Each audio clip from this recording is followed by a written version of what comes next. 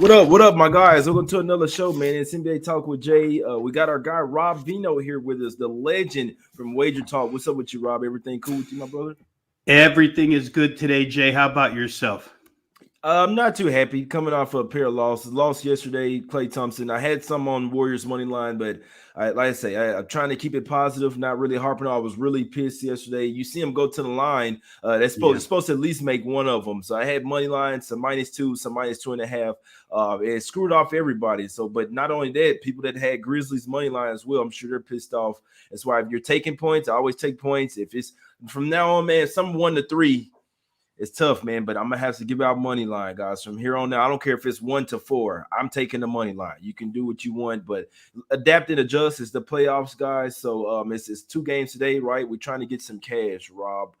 It's all business here. Let's go. First game up, man. Let's go over here to the streets of Miami here, right? We got the Heat laying 7.5. You could have got this at -4, especially before that Joel Embiid news. As soon as that came out, you probably had a few minutes you could hop on it. Then obviously it shot up to 8.5. Then the Lowry news come in, Rob, down to 7.5 now.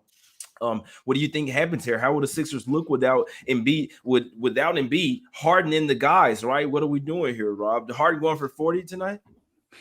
Yeah, this the first thing you do, Jay, handicapping this, you go back and you see how many times Philly played without Joel Embiid and what kind of results did they post. And I tell you, when you go through those games, there's not much that's significant whatsoever. I mean, like 12 of those 14 are so insignificant, you can't find anything to apply to this particular game. There's a 10-game stretch between November the 1st and November the 24th where Joel Embiid didn't play. And that's because, for the most part, COVID ran rampant through the Sixer locker room. So not only was Joel Embiid out in most of those instances, but you had multiple players out. You don't have multiple players out tonight. You just have Joel. That's what we're looking for, a game where they had to, philosophically or whatever, play a game without him.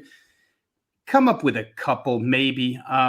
They played the Grizzlies surprisingly twice without him. Both games were high scoring. Grizzlies are a high tempo team, 126-91. Philly loses, 122-119. Philly wins. I think that one maybe the most, he could maybe take a little something from that. But again, James Harden is not on the team yet at that point in time. So it's hard to say that was worth anything.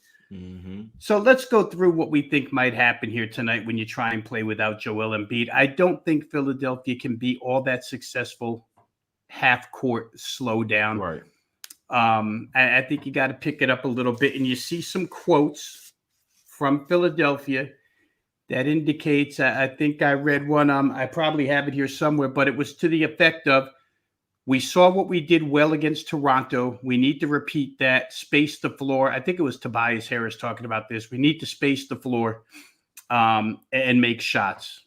And so when you go back and look at the Toronto series, the 3 games Philly was most successful in, they scored a lot of points against a really good defense. And I think you and I had the conversation last week, or maybe it was after the second game, where Philly had kind of flipped the script on Toronto. Toronto was supposed to be the fast break team. Philly, the bad transition defense. But those first 2 games, it was the complete opposite. And in game 6, it again wound up being the opposite. So I think that's the way they'll choose to play.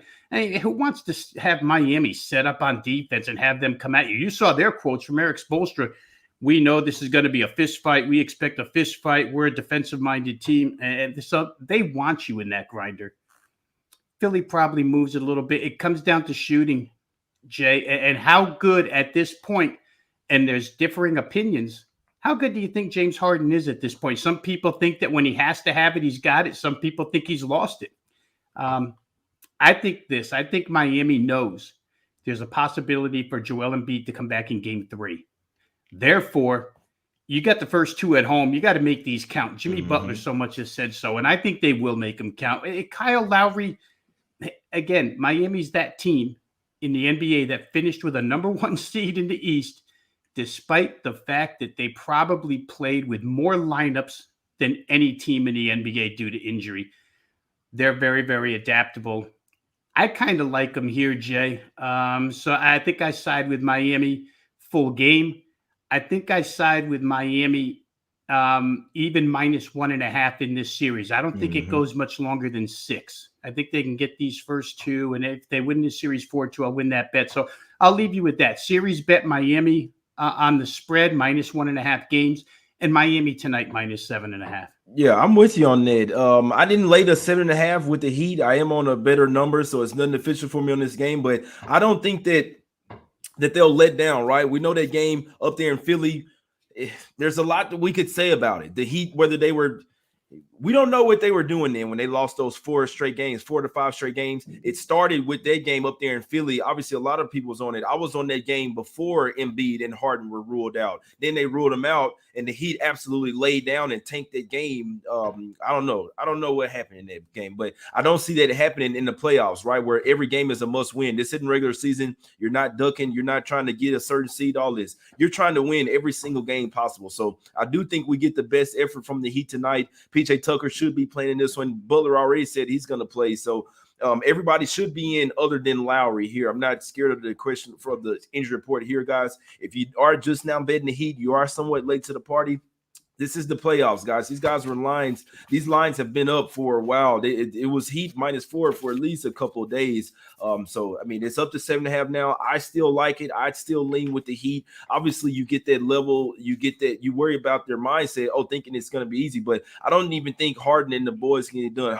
Tobias Harris still a baller. Tyrese Maxey, he's a baller. Guys like Niang coming off the bench. They have some good guys. But to say that Harden will have a good game, I just don't see it. I am one of those guys, Rob, that think Harden is washed. And if it's me, I think the guy should retire, man, because he doesn't even look like he cares about basketball anymore. He doesn't have the quickness. He's not drawing the fouls. You're not even hitting the step back threes. You're not. What are you good for, in my opinion? So we'd be interested to see what happens. Unfortunately, obviously, this is one of the games where you see an injury. Everybody's on one side. So I like the Heat. I did get on them at a better number. So nothing officially with me at -7.5, but I would still lean that way, Rob. It's the only way I like. Only way that I would look. And also with the series as well, I like the Heat -1.5 as well. I do think they get this one done in 5 or 6 games. And B just really, it hurts the Sixers, and from the emotional standpoint as well. They kind of they're probably super down on themselves. Like, it's tough, man. One side of it, you could step up, but the other side, you were without your best player in the league, the MVP of the league as well. It's going to be tough to overcome that, guys. They know damn well they coming back to the house down 0-2. And, I mean, it's pretty tough to win a series their way as well. I think the Heat defense is just so much better. They'll come in here and clobber these guys, Rob. Anything else on this one? Any looks towards the total? Yeah, the total, Jay, I wanted to look towards the over. I still could, just because I do think Philly will have to play at pace. Miami just seems to score their points no matter what. You look at that Atlanta series. Atlanta played slow, not really a fast break team. Miami played great defense. Yet Miami's getting 110 every game. And in this instance, I don't think they're afraid to attack the rim without Joel Embiid there. So if Miami's capable of attacking the rim, and then those shooters are spaced, Robinson, Strus, Hero, Vincent, it could be a long, long time, a long night for Philadelphia. It could be a long 2 games if Joel's able to come back in the third. So, again, we could discuss X's and O's on the floor. I just think they favor Miami as well. And then on the other side, their trio of centers that they're going to march out there against Bam Adebayo. I don't know, prop players, you probably can find a couple of things good in this game.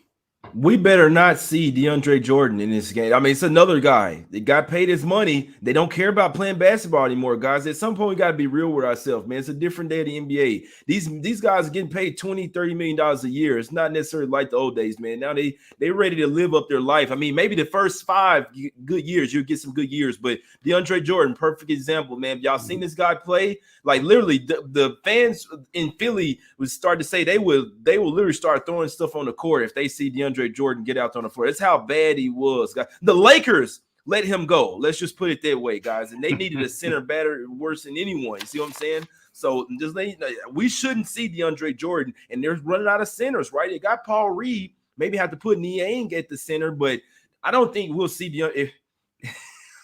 If we do, man, just let you know. But yeah, no shades, but Jordan may not get another contract in the NBA, guys. But we'll see what happens. Harden could go for 40.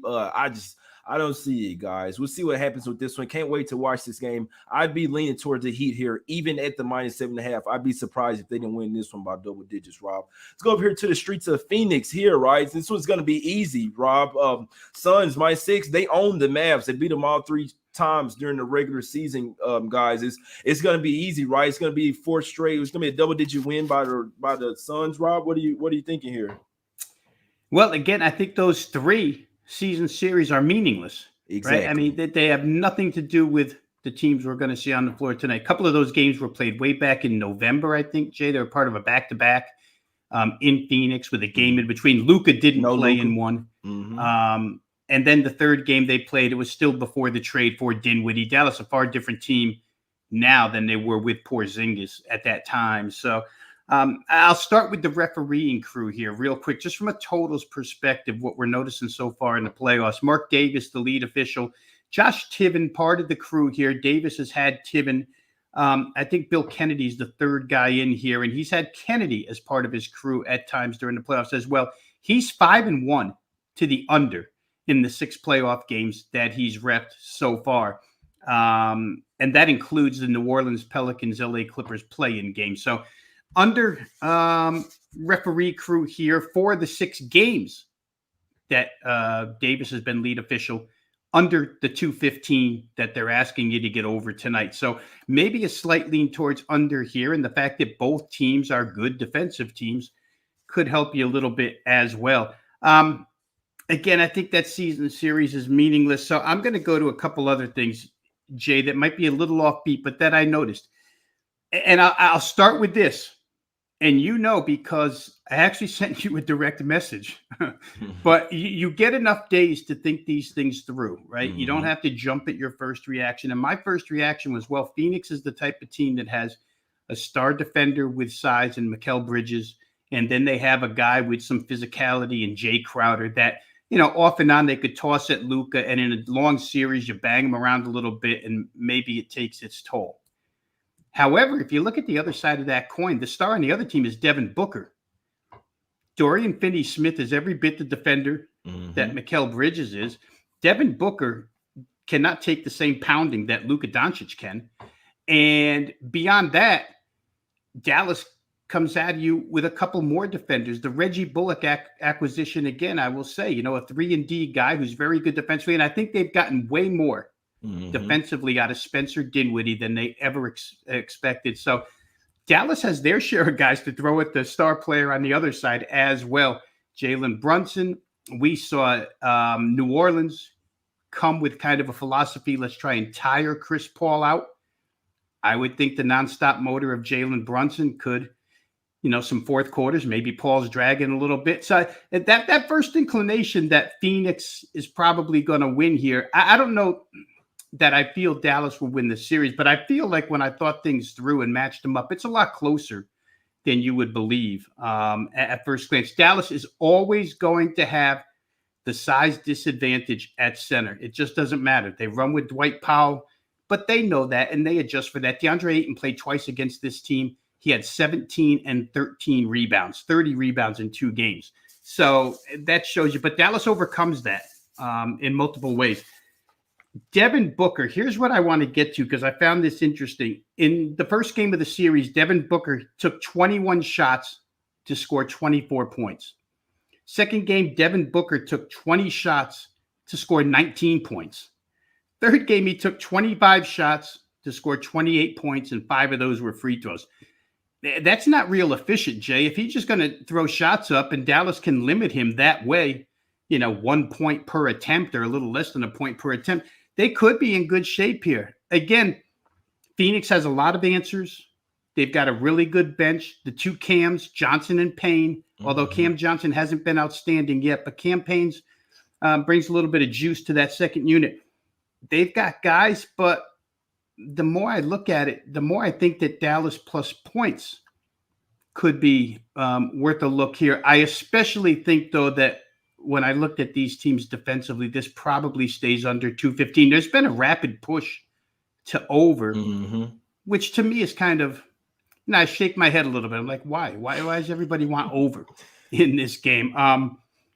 And you know what? As far as series goes, I wouldn't frown upon anybody that wants to go to the series line and take Dallas plus 1.5 games with the thought that they could send this thing 7. First thing you have to ask yourself is, can Dallas win in Phoenix? And the way I answered that was New Orleans did. So if New Orleans is going to win there, certainly the Mavs could win there. You get plus price with that plus 1.5 games. I think it was like plus 110, plus 115 when I looked. I think it's going to be an interesting series, Jay. Jason Kidd, I'll just close with this. I have to give that coach a ton of credit for what he's done with this team. This was not a good defensive team last year, and they don't hesitate to play team defense. They've got individual guys, but they play real good team defense. I think under is probably the way I would lean tonight, and I think series-wise, I would try Dallas plus 1.5, thinking this is going to be an extended series.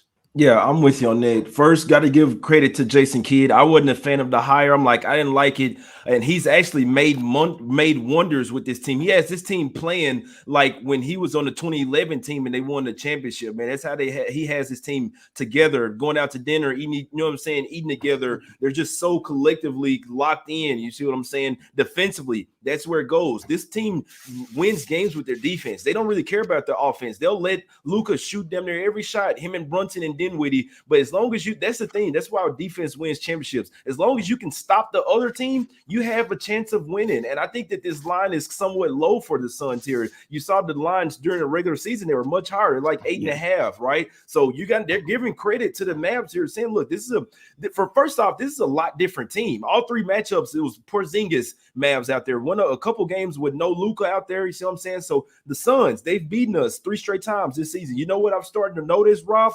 When the team owns you during that regular season, that game, and you match up with them in the playoffs, that game 1 is really huge for your mental psych. You see what I'm saying? Just sort of so you can get over that hump and saying that you can hang with these teams. You got a whole 7-game series that you got to go through. You got to build some type of confidence, at least try to punch them in the mouth first. So taking the points here would be the only way that I look. I know that a lot of people think the Suns are easy. They could win this game by double digits. Obviously, they want to get off to a fast start. They have the better bench, guys. Like I say, I know my Mavs are especially the defense off the bench isn't there, so that is a little bit different because the Pelicans, they had defense off of the bench, but they didn't have scoring punch. The Mavs have scoring punch off the bench, but they don't necessarily have the defense. So I know what they're going to do. They're going to try to go at Dinwiddie, trying to go at Bertans for sure heavily. I'm not sure how much Bertans will play here because they're going to try to switch onto him every single play. He's probably one of the worst defenders on the floor. But as far as starting 5, there's not really a weak defender that you can. That Chris Paul likes to hunt matchups, Rob, and there's not really one. Powell can guard. He's not just. It's not going to be like you want Powell on Chris Paul, but he can kind of stay with him. You see what I'm saying? Maxi Kleber is an underrated defender. You mentioned it. Dorian Finney-Smith and Reggie Bullock are low-key some lockdown defenders. They can literally contain a guy and keep him to around 20 points like Devin Booker. So, yeah, you'll see Dorian Finney-Smith all over Booker basically the whole game. I like that matchup for the Mavs as well. I think this is going to be every game. It could come down to the wire here. So, yeah, me personally, I sprinkle some on the Mavs. It's nothing official. You can call it a homer play, but the Mavs look like a sleeper team right now over there in the West. No one's giving them respect, and they're hungry right now, guys. You listen, Rob, it's something interesting looking to the interviews after Series 1. You could be real fat and sassy, super happy. Brunson says, no, we could be happy, but there's still more basketball to play with. We didn't do anything. We just got out of the first round. So they know what test they're up against versus the Suns. I think these are 2 very evenly matched teams. You look at the Mavs over the since the All-Star break, been like one of the best teams in the NBA, guys. So the Suns kind of struggled with the Pelicans. They did, man. I think they'll get it done in this series, but there will be spots to hop on the Mavs here. I think this is one of them.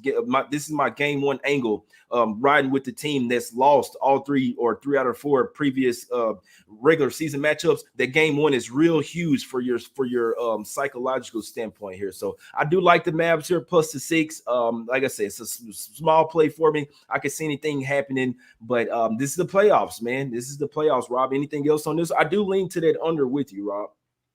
Yeah, and I think, Jay, you mentioned it. Dallas, that last game of the Utah series, and Jason Kidd went 7 players, and that's it. A couple of guys played 2 minutes and 2.5 minutes or whatever, but he's really shortened things up here, and they just have to stay out of foul trouble. And that, something we can't handicap because it could go that way for Phoenix too.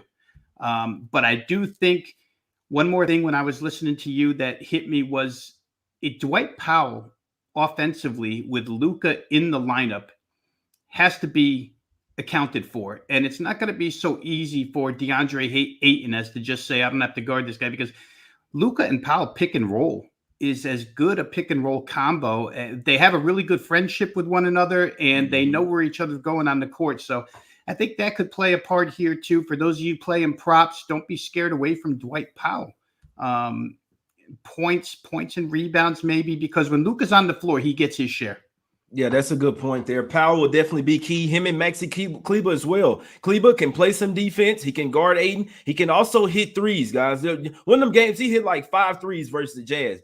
You get Kleber hitting threes out there, and it's going to be scary, guys. So I like the way they match up versus these guys, man. So we'll see what happens. But I do think that this 6 in this game 1 is worth taking. I can see the Suns winning this game by 3 to 4 points, guys. So that's how I see it going. It's a small play for me for the Mavs.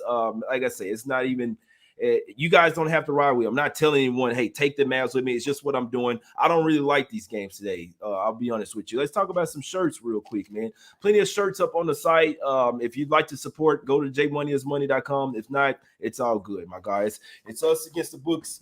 Free picks every single day. At least you could do is show some support, get some merch. But if not, it's all good, my guys. Now, to some free NBA picks, man. We got new promos going, guys. New promo code going for my guy Rob here. Instead of that 30-day all-access pass at $299, you get a $100 discount, and we're tossing in a free 3-day all-access at $39 value and a free 7-day all-access at $99 of value. So that's a savings of $238, my guys. For the next 40 days, you will get all plays across all sports from your favorite Wager Talk or Sports Memo handicapper played during your access, including 5% best bets for under $5 a day, my guys. Use that. Go and check that out. Rob, what you got going over there at Wager Talk? It's also $9 Mondays. And what are you liking on today's card, my brother? Yeah, and up and available at Wager Talk right now.